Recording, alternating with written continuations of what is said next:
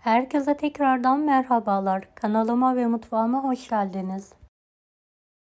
Hamur yoğurma, açma derdi olmadan kısa sürede hazırlayabileceğiniz böreklik yufka tarifi vermek istiyorum bugün sizlere. Tarifimize hiç bekletmeden hamurumuzu hazırlayarak başlayalım. 4 su bardağı unu uygun bir kaba alalım.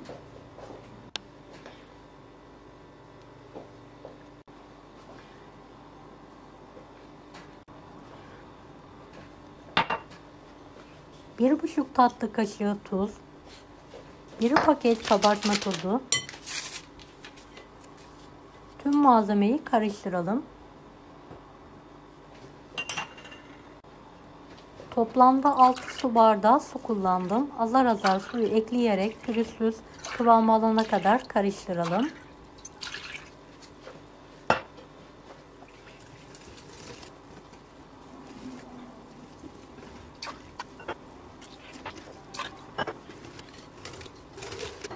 Hazırladığımız hamuru bir süzgeç yardımıyla süzerek alalım.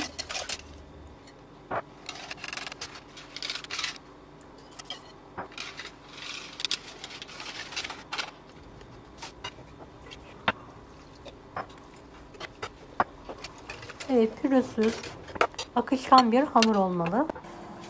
Tavamızı bir peçete yardımı ile yağlayalım. Hamurdan bir kepçe olacak şekilde dökerek hızlıca tavaya yayalım.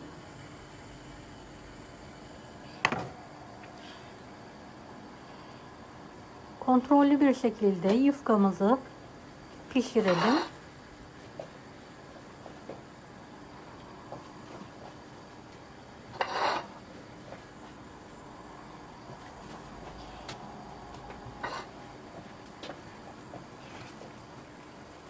Kenarlarından kalkmaya başlayınca hemen yufkayı alalım. Tavayı her defasında mutlaka yağlayalım. Daha sonra hamurdan dökerek pişirmeye devam edelim. Pişirdiğimiz yufkaları mutlaka bir tezgahın üzerine yayarak soğutalım.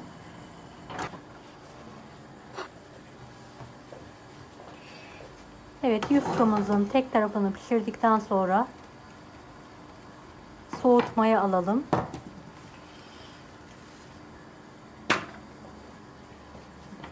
Her pişirmede mutlaka tavamızı bir peçete yardımıyla yağlayalım.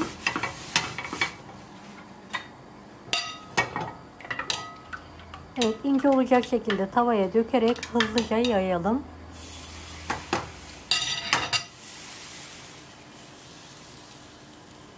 Bu yöntemle yufkalarımızı pişirmeye devam edelim.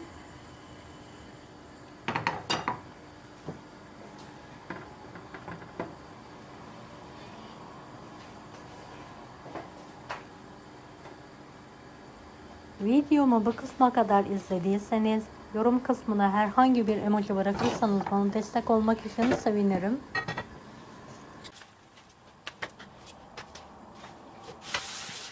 Evet, hamurum az kaldı gördüğünüz gibi. Son yufkalarımı da pişirmeye devam ediyorum.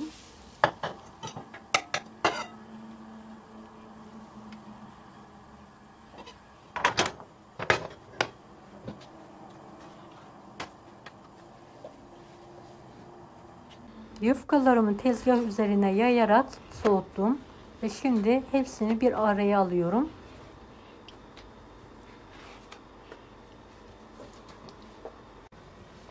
Bu yufkalarla dilediğiniz böreği yapabilirsiniz. İster tavada, isterseniz fırında.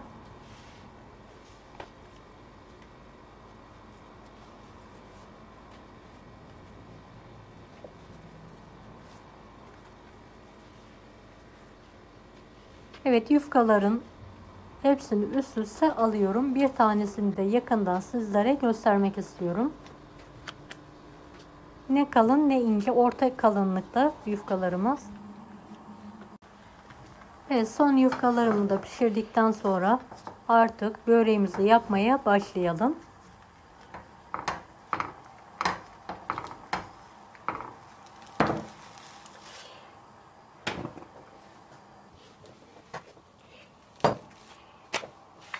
Bahçeden topladığım, yıkadığım, temizlediğim ıspanakları küçük olacak şekilde doğruyorum. Dilediğiniz iç malzemeyi kullanabilirsiniz. Ispanaklı, pırasılı, kıymalı, patatesli, peynirli de yapabilirsiniz.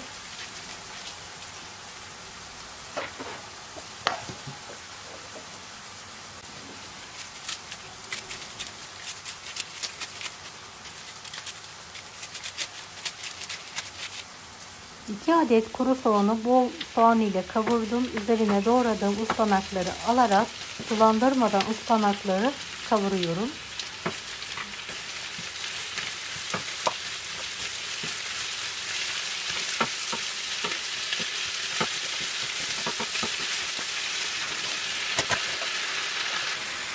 Bir tatlı kaşığı tuz ekliyorum ve karıştırarak kavurmaya devam ediyorum.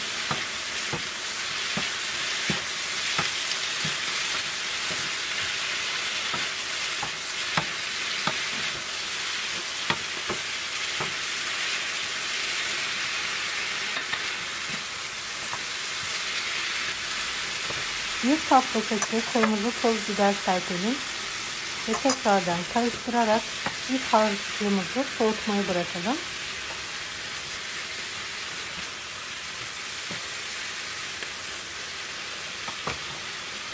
Evet, yufkalarımız ve iç harcımız artık hazır.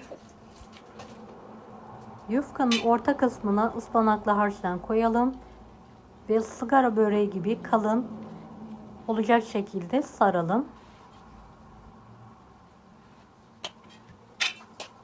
Daha farklı şekillerde yapabilirsiniz.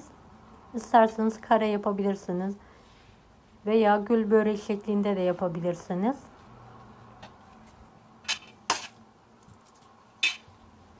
Tüm yufkaları aynı yöntemle hazırlamaya devam ediyorum.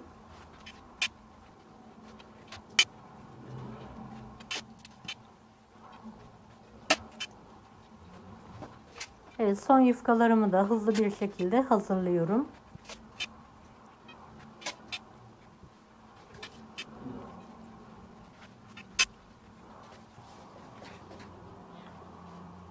Evet, böreklerim artık pişmeye hazır. İsterseniz fırında, isterseniz de tavada kızartabilirsiniz. Pratik olması için büyük bir tavayı ısıttım. Çok az yağ ile yağlayarak böreklerimi içine alıyorum.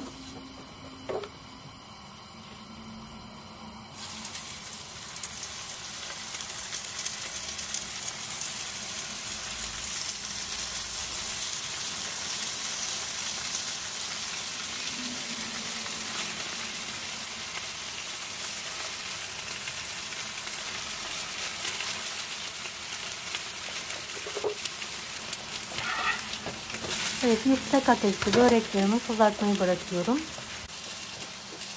Kızaran börekleri ters çeviriyorum ve diğer taraflarını da eşit bir şekilde kızartıyorum.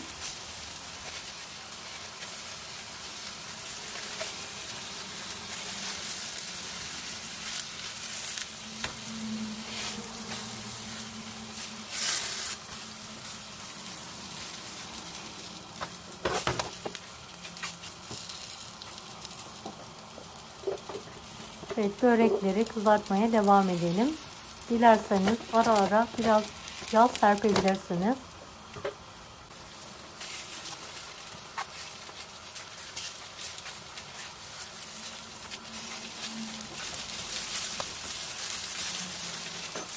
Kızaran börekleri servis tabağına alıyorum.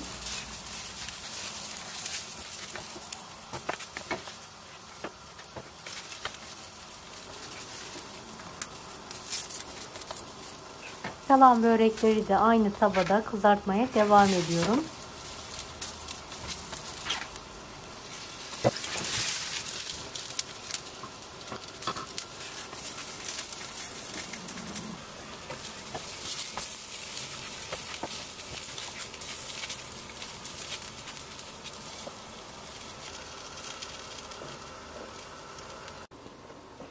Evet, artık böreklerim servise hazır, yemeğe hazır.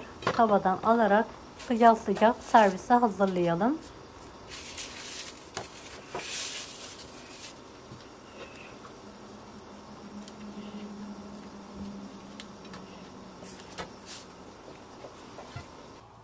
Hem pratik hem de lezzetli bir börek tarifi verdim. Deneyecek olanlara şimdiden kolaylıklar dilerim. Kanalıma ücretsiz abone olmayı unutmayın. Bir dahaki videolarda görüşmek üzere. Allah'a emanet olun. Hoşça kalın.